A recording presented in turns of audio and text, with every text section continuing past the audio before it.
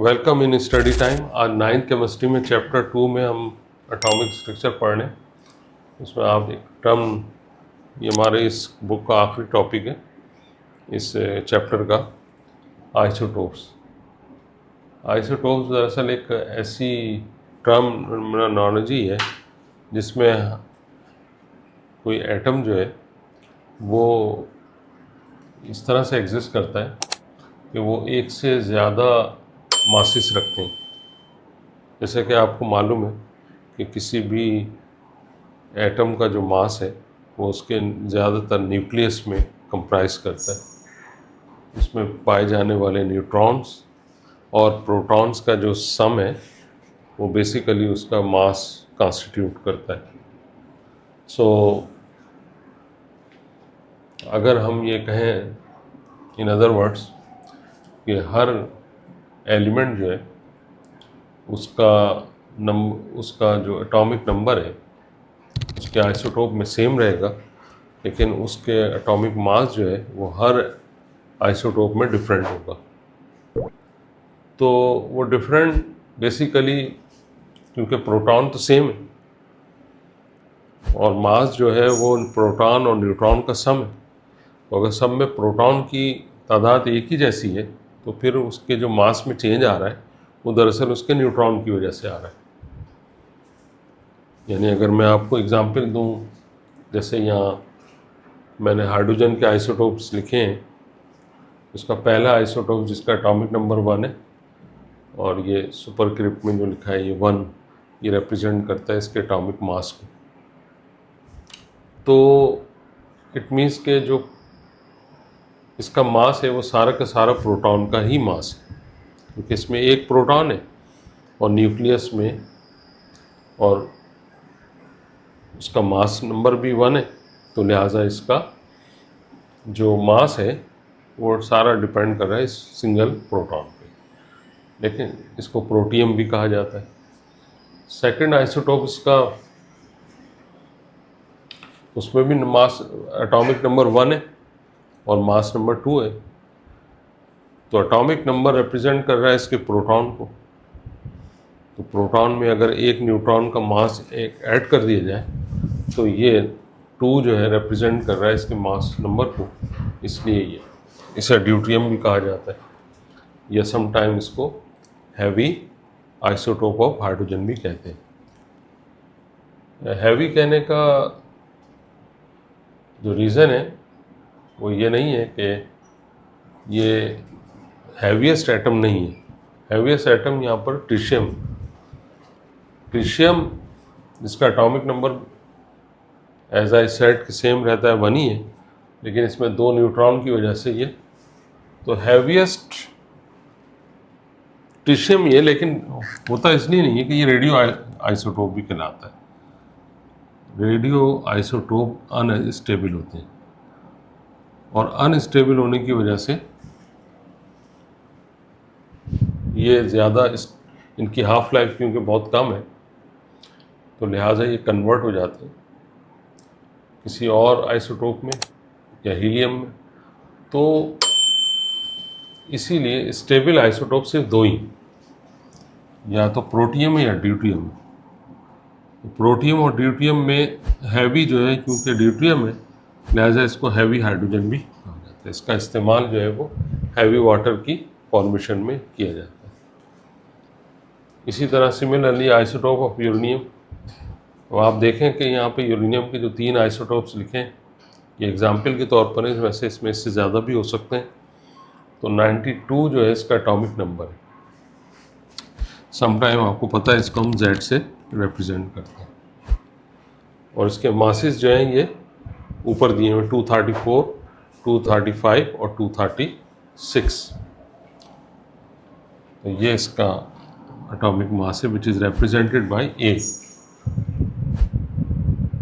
तो आप ये फाइंड भी कर सकते हैं कि इसमें नंबर ऑफ न्यूट्रॉन कितने। उसका मेथड ये है कि आप न्यूट्रॉन की तादाद मालूम करने के लिए इसमें एटॉमिक नंबर में से Z को माइनस कर दें। माइनस करेंगे आप 234 में से 92, 234 में से 92 92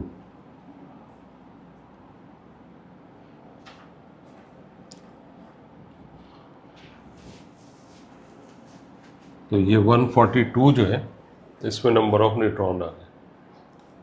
तो सिमिलरली इसमें भी माइनस कर सकते हैं, 143 हो जाएगा। इसमें भी माइनस कर सकते हैं इसको 92 को, तो ये 1 था 44 हो जाएगा। सो आप इस फार्मूले की मदद से number of neutron, atomic mass, ये Z प्रोवाइडेड कि आपको कौन सी चीज़ अननोन है। नीचे मैंने कुछ परसेंटेजेस दी हुई हैं और इसमें जो यूरेनियम है इसको पावर जनरेशन में इस्तेमाल किया जाता है।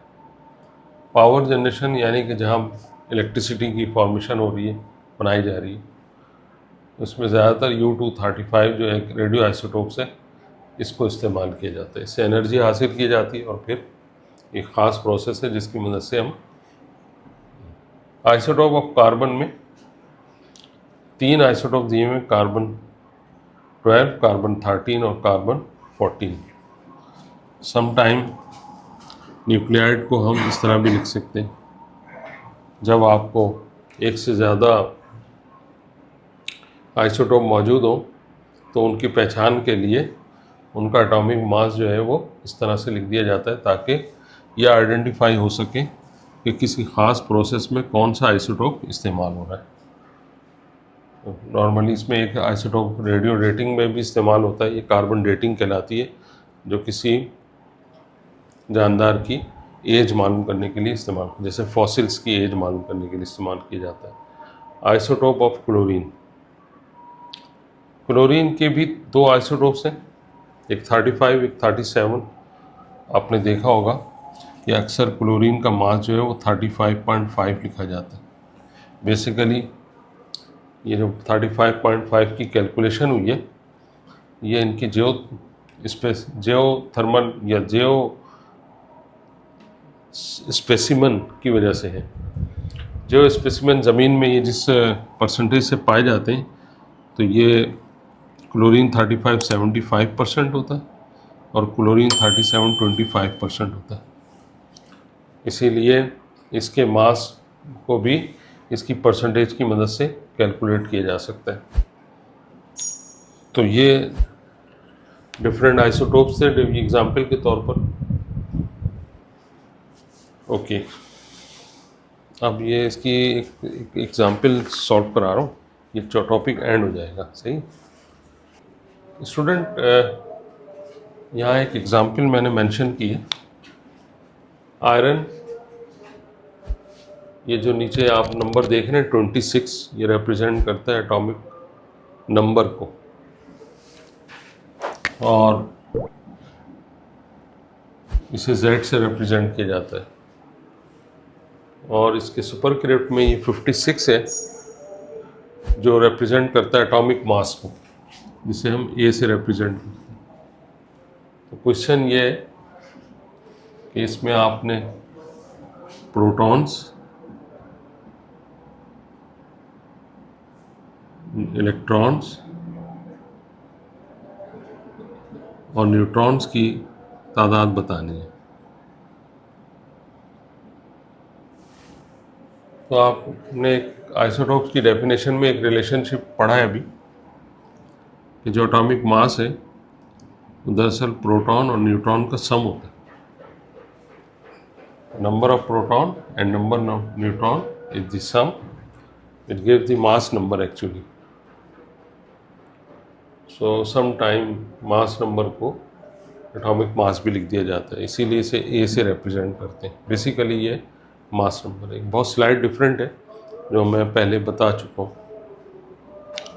सो आपने करना ये है कि क्योंकि प्रोटॉन मालूम करने, जैसे कि मैंने बताया कि जो प्रोटॉन की क्वांटिटी है वो Z से रिप्रेजेंट की जाती है। N को हम N से ही रिप्रेजेंट कर सकते हैं।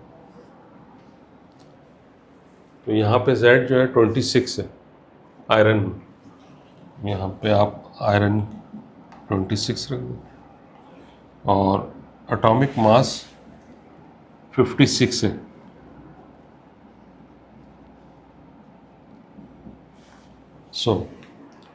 तो राइट साइड से 26 को आप लेफ्ट साइड पे लिख लें, 56 माइनस 26।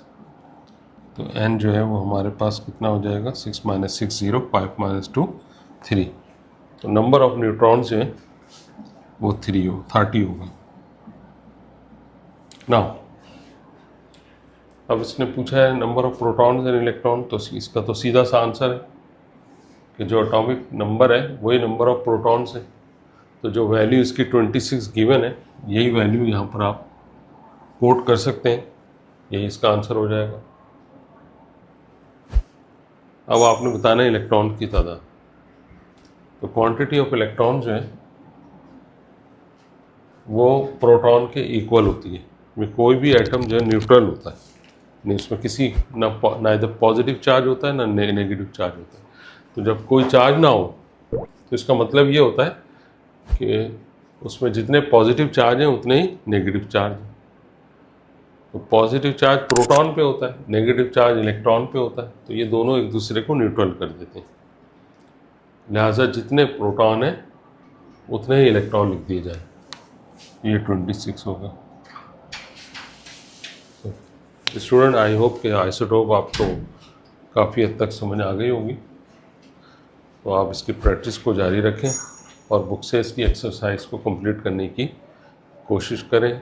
अपने दोस्तों के साथ इस लेक्चर को शेयर करें, चैनल को सब्सक्राइब करें ताकि हम आगे भी आपके लिए इसी तरह की मालूमाती लेक्चर देते रहें। अस्सलाम वालेकुम।